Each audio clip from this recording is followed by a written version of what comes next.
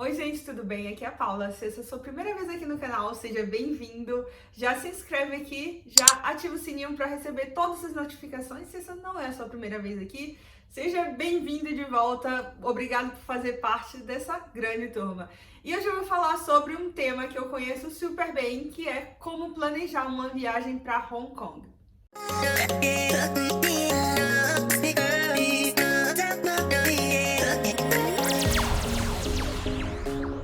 Como a maioria de vocês sabem, mas sim, nem todo mundo sabe, eu moro em Hong Kong, então assim, tipo, planejar viagem pra cá, as coisas do dia a dia daqui, é uma coisa que eu super sei, faz quase 2 anos que eu moro aqui.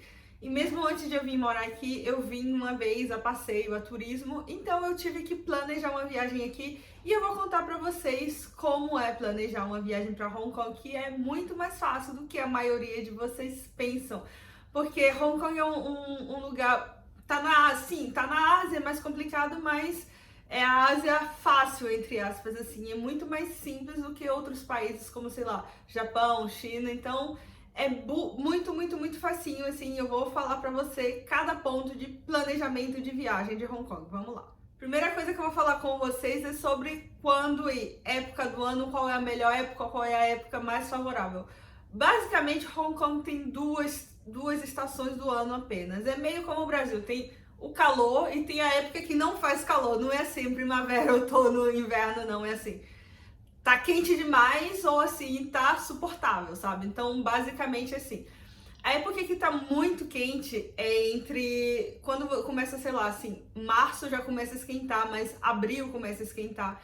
Então a época mais quente vai de abril até outubro. É uma época muito quente, é uma época que às vezes faz, sei lá, 35 graus, o que pode não parecer que é muito, mas que tem uma umidade muito forte. É muito insuportável viver. Você pode dizer, ai, mas eu pego 40, eu pego 42.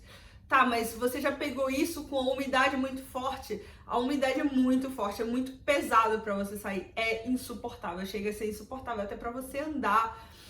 Às vezes você tá andando na rua, é uma sensação de peso, eu não sei nem explicar, mas se tiver alguém aqui que for, sei lá, de Manaus, vai saber do que eu tô falando. Então, assim, mesmo que você seja de certos lugares do Brasil que é quente, sei lá, eu sou de Salvador, por exemplo, que é quente, não é tão quente como, sei lá, alguns outros lugares, mas é quente. Só que é muito diferente porque a gente tem aquela brisa do mar, aquelas coisas. E Hong Kong, apesar de ter o mar, não tem essa brisa, é uma coisa pesada, gente. É um calor, é uma agonia, é um. Você tá pingando, assim, sabe? E como eu falei, quem já foi pra Manaus e pra esses lugares, assim, vai entender do que eu tô falando. É quente nível Manaus, é a questão da umidade, assim. Então, não é uma época exatamente que eu recomendo, principalmente ali, tipo, metade de julho e agosto, pra mim são as piores épocas. Se vocês quiserem vir ou se tiverem só essa época para vir, pode vir, mas assim, já se prepara para essa situação de calor extremo, de umidade e tudo. Julho e agosto para mim são as duas principais épocas que eu não recomendaria para você vir. Depois, em setembro começa a melhorar um pouquinho, mas assim, daí vem de outubro, metade de outubro até março para mim é a melhor temporada. A gente está praticamente no inverno agora, e o inverno daqui não é um inverno como o inverno nos Estados Unidos, em muitas partes dos Estados Unidos ou na Europa. Seria um inverno, sei lá, da Flórida, assim, de Miami, sabe? Nem isso.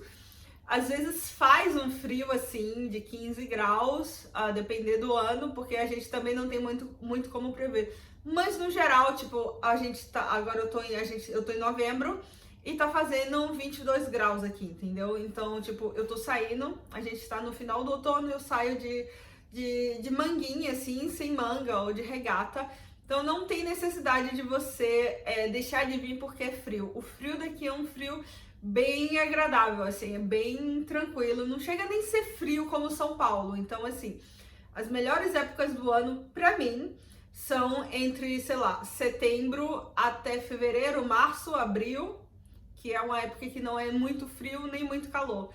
Já quando chega, assim, junho, que começa a fazer calor, julho e agosto, pra mim, são as épocas que, se você puder evitar, evite, porque é um calor horrível. Agora sobre língua. Eu já fiz um vídeo falando sobre qual língua se fala em Hong Kong. Eu vou deixar aqui em cima para vocês darem uma olhada.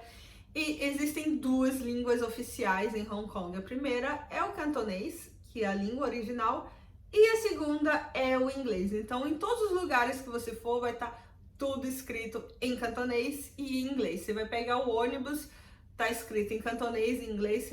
O anúncio também, um anúncio sonoro, tipo assim, próxima estação, tal. Vai estar escrito... vai estar escrito não, né? Vai estar o áudio em cantonês, em inglês, vai estar absolutamente tudo traduzido. Você vai no supermercado, tá tudo traduzido. Você vai qualquer canto, você vai no hospital. Eu não sei falar cantonês, eu já falei pra vocês que eu não sei falar cantonês, aliás. Vou até explicar que a língua de Hong Kong não é o mandarim, não é o chinês como muita gente pensa, mas é o cantonês. Eu não sei falar cantonês, acho que eu sei falar, tipo, meia dúzia de palavras apenas em cantonês. Mas assim, eu posso contar nos dedos de uma mão só, em 2 anos, às vezes que eu tive dificuldade com lugares que as pessoas não falam. No geral, você praticamente nunca vai ter dificuldade de encontrar pessoas falando inglês quando você vai a Hong Kong para turismo, principalmente se você ficar nas áreas centrais. Eu moro faz 2 anos, como eu falei, eu não sei falar cantonês, e como inglês eu não tenho nenhum problema. Hong Kong é um lugar super tranquilo em relação a visto. Então, assim, brasileiros não precisam de visto se vier aqui até um período de 90 dias como turistas. É muito tranquilo, a imigração é super tranquila, eles não vão perguntar nada. É o lugar mais tranquilo de imigração que tem. Tanto é que eles ganharam alguns prêmios, diversos anos, como a imigração mais legal, assim, mais simpática e tudo. Então, você vem aqui com o seu passaporte, eles praticamente... Eu não conheço ninguém que foi assim, que eles pararam e perguntaram perguntas de imigração. Você só preenche a ficha, basicamente eles carimbam e acabou, sabe? Então é muito simples, você não precisa de visto. No entanto, se você quiser ir para a China continental, aí sim você vai precisar de um visto. Eu vou deixar aqui na barra de informações um link no meu blog que tem eu explicando tudo direitinho sobre visto para a China, já que aqui é tão perto da China, 20 quilômetros para vocês irem para a China. Geralmente, se você vem para Hong Kong, você vai fazer uma viagem maior, né? Você não vai vir só para isso. E aí, às vezes, você quer ir para a China e para a China precisa tirar um visto prévio. Então, eu vou deixar o link aqui embaixo para vocês verem como funciona o visto para a China. Tem também Macau, que fica do lado, que você pode aproveitar e fazer uma casadinha de viagem. Tem gente que vai e passa só um dia, mas... eu recomendo que você durma lá porque é um lugar bem bacana, assim, e tem muita coisa bacana para fazer em Macau. Então, assim, para você organizar a sua viagem melhor, se você quer fazer ou outros lugares, sei lá, o sudeste da Ásia que não fica tão longe. Se você quer ir para Tailândia, sei lá, são 3 horas de Hong Kong para Tailândia. Outros lugares assim que as pessoas costumam ir.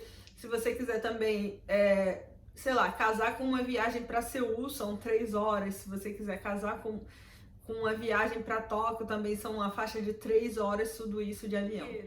Hong Kong não é um lugar barato, tá sempre entre os 10 primeiras cidades mais caras do mundo, juntamente com Zurique, Singapura, várias cidades assim que são conhecidas por serem caras.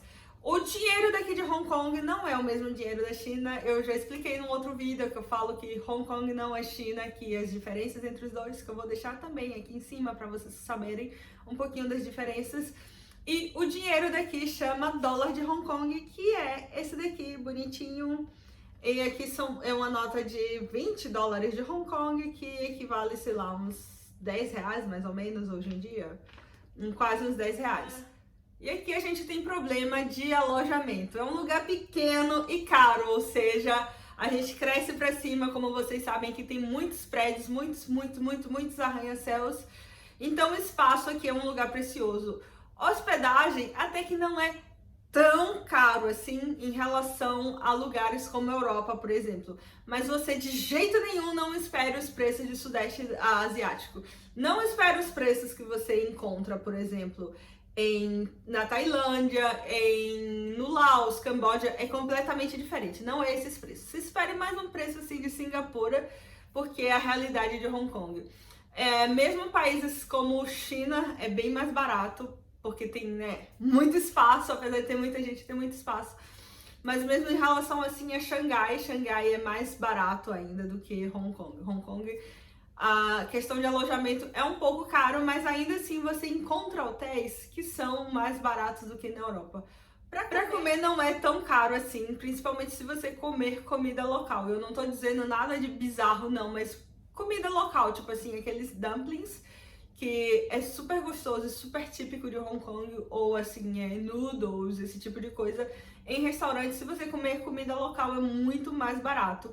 Não é uma coisa assim que eu acho tão caro a comida, ou para você se locomover, por exemplo, de transporte. Falando nisso, vamos falar sobre o transporte. Hong Kong tem, acho que 6 linhas de metrô, não sei exatamente, mas é muito fácil você usar o transporte aqui. Como eu falei, todas as linhas de metrô são escritas também em inglês, então assim, é facinho, facinho. Até eu, que sou super perdida, eu tive super facilidade de andar aqui no metrô em Hong Kong. É exatamente como se você fosse para um país na Europa, porque tem escrito lá em caracteres e tem também escrito em inglês, então assim, facilita super a vida. E o metrô, ele em função da distância que você vai, você paga, se você for, sei lá, tipo, uma zona é um preço, se você for, tipo, 2 zonas é 2 preços. E aí é meio complicado de eu explicar pra vocês, porque vai depender de onde você tá e de onde você vai se hospedar. E de onde você vai sair e tudo, mas não é tão mais caro aqui, assim se você converter, que sei lá, que o metrô em São Paulo, por exemplo. Eu juro a vocês que não é nada, sei lá, comparado ao metrô de Londres e esse tipo de coisa. O preço do transporte é super tranquilo.